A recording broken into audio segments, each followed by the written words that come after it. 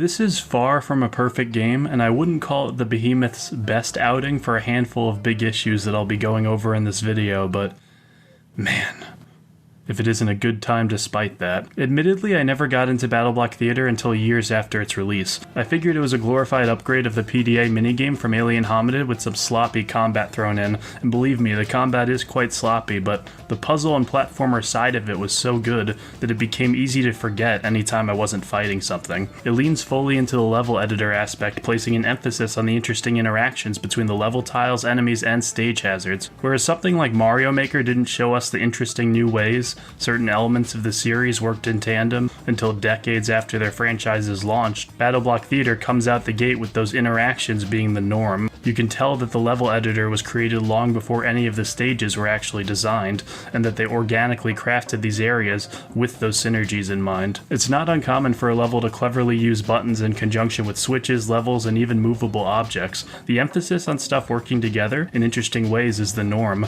and very quickly gives BattleBlock a feel that other platformers don't have, and I think that achieving that is no small thing. Bouncing between lava blocks to nab a collectible was some of the most fun I've had in a platformer in a long time. Your moveset isn't anything incredibly elaborate, but you have the tools the stage demands of you. Your jump is of a fixed height, and you can do a second one in the air. I wasn't sure how I felt about not having control over how high my jump was at first, but it ended up not being an issue since the stages were clearly designed around these limitations. Story-wise, this definitely has more substance than the Behemoth's last two games. On top of the cutscenes you'll consistently see between stages, there's also an ever-present narrator, voiced by none other than Stamper of Newgrounds fame, and depending on your tolerance to that brand of humor, you'll quickly come to love or hate this guy. Seriously, he talks quite a bit. Thankfully, you can adjust how much he talks in the pause menu. I'm clearly not in the majority here, but I quickly found Stamper's performance to be a little too much, with constant quips coming up literally all of the time. The story itself isn't overly complex and revolves around a mysterious island that hosts a deadly game show. You play as a nameless contestant that is tasked with risking their life going through these lethal stages,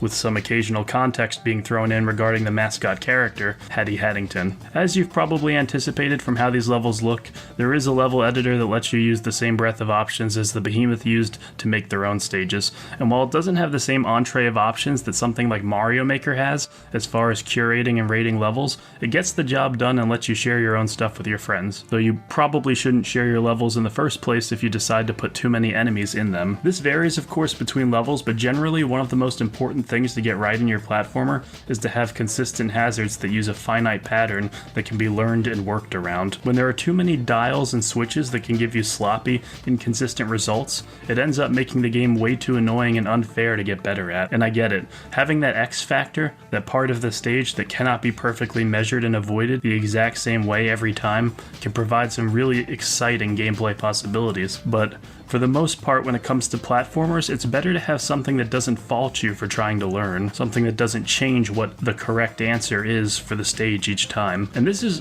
partially why the combat in BattleBlock Theater is such a battles are unpredictable and somehow feel both chaotic and lifeless at the same time. Sound effects on attacks don't feel good, physics on the knockback can get wonky, and while it isn't a fighting game, it is weird how some of these hitboxes work. There is a tendency to get a lot more puzzly than most platformers out there, so if you enjoyed Super Meat Boy Forever's sometimes obtuse and less straightforward levels, you'll be very comfortable here, and you'll want to get comfortable because each stage has tons of gems to collect. Getting these optional gems can be a fun challenge, but it's easy to cheese at times in the fact that even after dying upon getting a gem, you keep it. This means that if an area required an interesting solution to getting back to safety after obtaining it, it doesn't matter, and it can be bypassed because it's still going to stay on your character. While it does ensure you won't stay stuck on a platforming challenge for too long, at times it does feel like you're somewhat cheating the game. But at the very least, your ears will be happy regardless of what's happening in-game because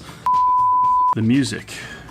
Keeping in tandem with the fact that any video game associated with Newgrounds has an OST that is absolutely amazing, BattleBlock Theater switches from creepy swing to techno churns and back again easily. For as varied as the soundtrack is, it still all manages to feel like it belongs in the game. Not surprising by any means considering the Behemoth's earlier entries, but still fantastic regardless. To confess, I probably won't be going back to BattleBlock Theater anytime soon after getting my fill.